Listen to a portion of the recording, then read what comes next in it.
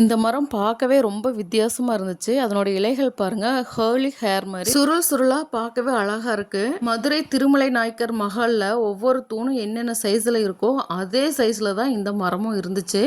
வீடியோல பார்க்க அவ்வளோ பெருசா தெரியல. ஆனா நேர்ல பார்க்கும்போது பிரம்மாண்டமா இருந்துச்சு. அதோட வேர்களும் பார்த்தீங்கன்னா தரையிலேயே அவ்வளோ பெருசா தெரிஞ்சது. சொல்லப்போனா முதலைகள் வந்து தரையில படுத்திருந்தா எப்படி இருக்கும், அது மாதிரி இதனோட வேர்கள் எல்லாமே இருந்துச்சு. திடீர்னு பார்த்தா தரையில முதல்ல தான் படுத்திருக்கு அப்படின்னே தான் நமக்கு நினைக்க தோணும். ஃபர்ஸ்ட் வீடியோவில் ருத்ராட்ச மரத்தை பார்த்தீங்கன்னு சொன்னீங்களா, அது நிஜமா வாங்கக்கா அப்படின்னு நிறைய பேர் டவுட்டே கேட்டிருந்தீங்க. குன்னூர் சிம்ஸ் பார்க் ருத்ராட்ச மரம் அப்படின்னு யூடியூப்ல டைப் பண்ணாவே உங்களுக்கு அந்த வீடியோ வந்துடும். உங்களோட டவுட்டும் கிளியர் ஆகிடும். கண்டிப்பாக செக் பண்ணி பாருங்க. பட்டு போன மரங்கள் எல்லாமே நீட்டாக கட் பண்ணி அது மேலே உட்காந்து ஃபோட்டோ ஷூட் எல்லாம் இப்போ பண்ணுறாங்க. நிறைய அக்ரி காலேஜ் ஸ்டூடெண்ட்ஸ் எல்லாமே இங்கே கூட்டிகிட்டு வந்திருந்தாங்க. யூனிஃபார்மை பார்த்துட்டு ஸ்கூல் ஸ்டூடெண்ட்ஸோ அப்படின்னு நினச்சி நான் கேட்டேன். இல்லைங்கக்கா, திருச்சி அக்ரி காலேஜ்லேருந்து நாங்கள் வந்திருக்கோம். இங்கே இருக்கக்கூடிய மரங்களோட ஆய்வுக்காக நாங்கள் இங்கே வந்திருக்கோங்க்கா அப்படின்னு சொல்லி சொன்னாங்க.